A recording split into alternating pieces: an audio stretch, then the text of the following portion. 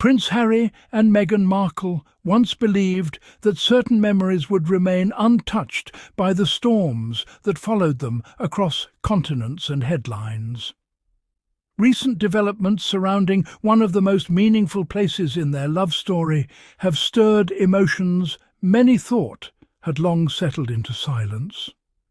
Back in the summer of 2016, before the world knew their names together as a couple, before royal watchers tracked every appearance, and before headlines became daily battles, Harry and Meghan were simply two people discovering one another in quiet corners of London. They searched for moments of normalcy in a world that rarely allowed it. Among those hidden places was Soho House, a private members' club that would eventually become part of royal history without ever intending to. It was there, according to many royal accounts over the years, that Harry and Meghan shared some of their earliest dates, carefully shielded from photographers and public attention. There is something deeply human about those early moments when two people still believe the future is unwritten. Conversations stretch late into the evening. The outside world feels distant, soft, almost irrelevant. For Harry especially, those evenings reportedly carried a rare sense of freedom. A man born into centuries of royal expectation suddenly found himself connecting with someone who saw beyond titles and ceremony.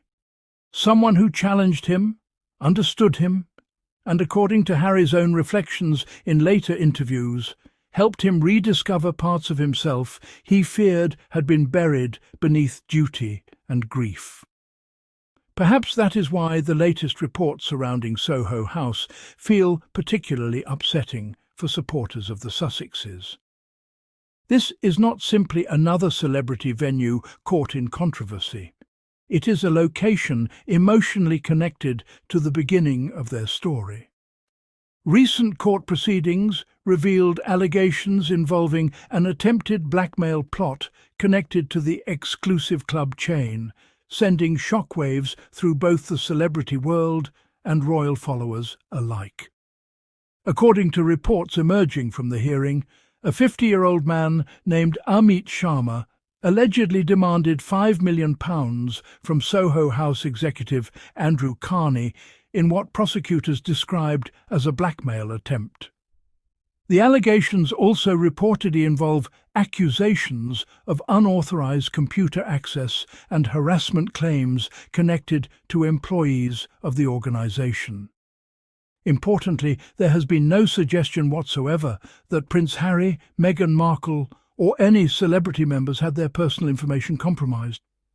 Yet even so, the story has reignited conversations about privacy, safety, and the enormous pressure placed upon public figures whose personal histories often become public property. For Harry and Meghan, privacy has always been at the centre of their struggle. Not because they wish to disappear from public life entirely, but because they hope to preserve small fragments of humanity within an existence constantly observed through cameras, headlines, and endless speculation. When people speak about the Sussexes leaving royal duties, the conversation often becomes tangled in politics, family tensions, and media narratives. But underneath all of that remains something much simpler. A husband wanting to protect his wife. A father wanting to protect his children. A couple trying to hold on to pieces of a life that once felt beautifully uncomplicated. Now, pause for a moment and think about this quietly. How many places in your own life carry memories that you would never want disturbed? A cafe where you first met someone important. A street where a life-changing conversation happened. A building connected to laughter you still remember years later. For Harry and Meghan, Soho House represented something similar. Not royalty, not scandal, not institution. Just the fragile beginning of love. Many supporters online have pointed out that this latest controversy serves as another reminder of how difficult it has become for famous figures to preserve even their oldest memories from public scrutiny. Over the years, Harry and Meghan have spoken warmly about the secrecy and excitement of those early dates, before the engagement interview, before the wedding watched by millions, before documentaries, interviews, departures and divisions. There was simply London at night, quiet dinners, private entrances, soft conversations, and the possibility of a future neither fully understood yet. Harry reportedly arranged meetings carefully, aware that discovery would instantly transform Meghan's life forever. Friends close to the couple often described those early months as intense yet deeply joyful, with Harry making enormous efforts to create moments of safety around Meghan while introducing her slowly into a world unlike anything she had experienced before. For Meghan, the relationship marked a dramatic shift too. An American actress navigating not only a new romance, but eventually the traditions and pressures of one of the most scrutinized families on earth. Still, through all the turbulence that followed, there always seemed to remain a sense that those first memories belonged only to them. Untouched, protected, sacred in their own quiet way. Which is why some royal commentators believe the recent headlines connected to Soho House may feel emotionally uncomfortable for the couple, even if they are not directly involved in the allegations themselves. Because when places tied to personal milestones become wrapped in controversy, the emotional connection changes forever. If you have followed Harry and Meghan's journey closely over the years, you may notice something important about how they often speak of the past. They rarely focus on luxury or status. Instead, they return repeatedly to moments of emotional honesty. Cooking together, walking quietly, sharing private jokes, finding peace away from royal schedules. That has always been one of the strongest reasons many people continue supporting them despite the criticism they face. Supporters see authenticity in the way Harry looks at Meghan during interviews. They hear sincerity when Meghan speaks about protecting her family. They recognise two people who, despite extraordinary privilege, still seem to crave the same emotional safety most ordinary couples desire. Meanwhile, critics continue debating whether reconciliation between the Sussexes and the royal family is truly possible. Reports throughout recent months have suggested Harry and Meghan remain hopeful about spending more time in the UK eventually, particularly as Harry still maintains deep emotional ties to his homeland. Britain is, after all, where his mother, Princess Diana, raised him, where his military memories were formed, where many of his happiest and hardest chapters unfolded, and where he first fell in love with Meghan.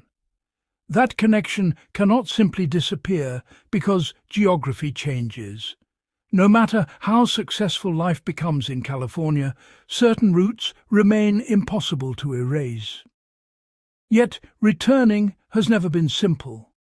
Security disputes, media tensions, fractured family relationships, and constant public commentary have all complicated the possibility of easy reunions. Some observers believe Harry carries enormous sadness over the distance between himself and parts of his family. Others believe time may eventually soften those wounds. But regardless of where public opinion falls, one thing remains undeniably clear. Harry has consistently chosen Meghan and their children as his first priority. For many supporters, that decision defines his story more than anything else. Not rebellion, not controversy, but protection. Now, here is something worth reflecting on. Love stories connected to public figures often become flattened into headlines. People forget the emotional texture underneath them. The nervous excitement before a first date, the uncertainty, the late-night messages, the hidden hopes. Perhaps that is why audiences remain endlessly fascinated by Harry and Meghan. Beneath the royal titles exists a relationship that still feels emotionally recognizable to millions watching from afar. A relationship born not inside palace walls, but inside ordinary conversations between two people trying to understand whether their connection could survive the chaos surrounding them. And against extraordinary odds, it did. Even after relentless media storms, even after royal exits, even after criticism from every direction imaginable, they built a family together. They built a new life. Whether one agrees with every decision they have made or not, it is difficult to deny the resilience required to endure what they have faced publicly. As news of the Soho House allegations continues circulating, supporters online have already begun discussing the symbolic weight attached to the story.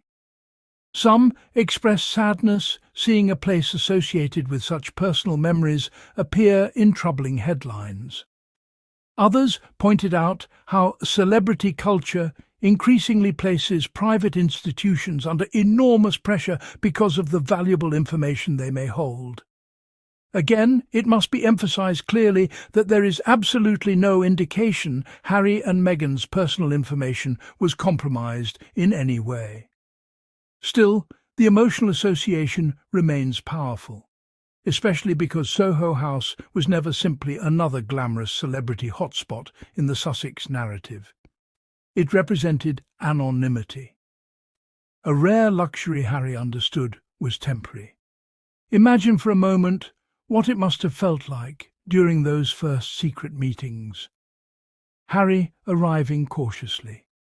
Meghan stepping into a world she could not yet fully imagine. Both aware that discovery would permanently alter their lives, yet continuing anyway, because the connection felt worth the risk. There is something almost cinematic about it now when viewed through the distance of time.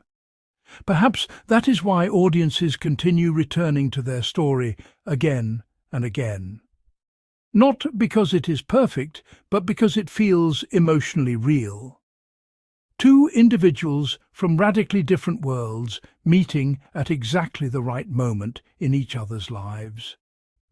Harry reportedly struggling with institutional pressures and painful memories. Meghan reportedly searching for deeper purpose and connection beyond Hollywood expectations. Together they created something unexpected.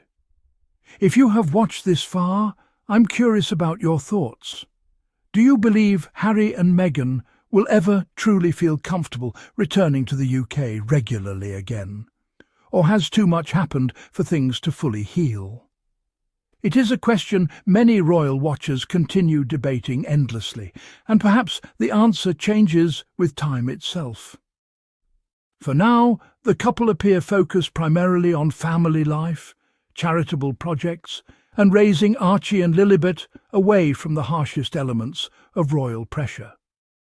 Yet Britain remains emotionally woven into their story no matter where they live.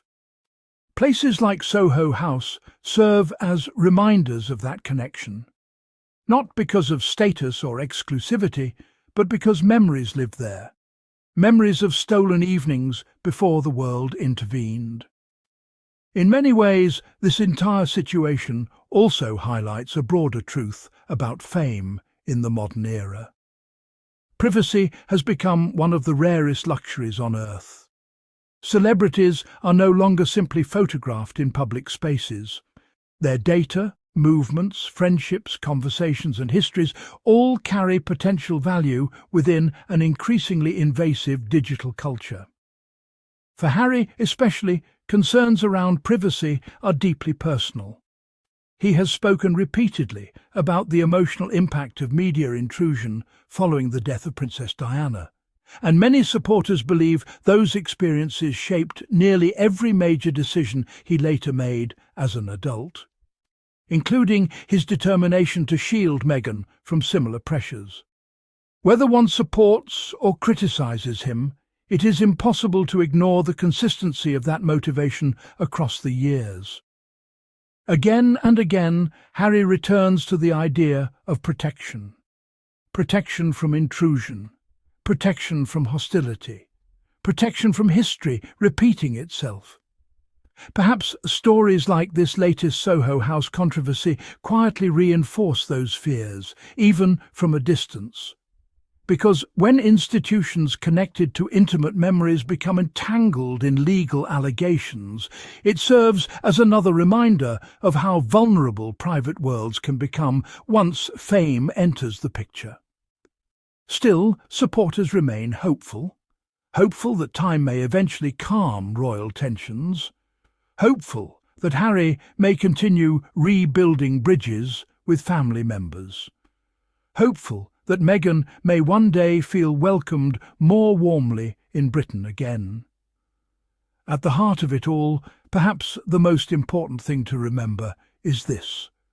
Before the documentaries, before the interviews, before the endless online debates, there were simply two people sitting together in London during the summer of 2016, talking quietly inside a private club, while the rest of the world carried on unaware.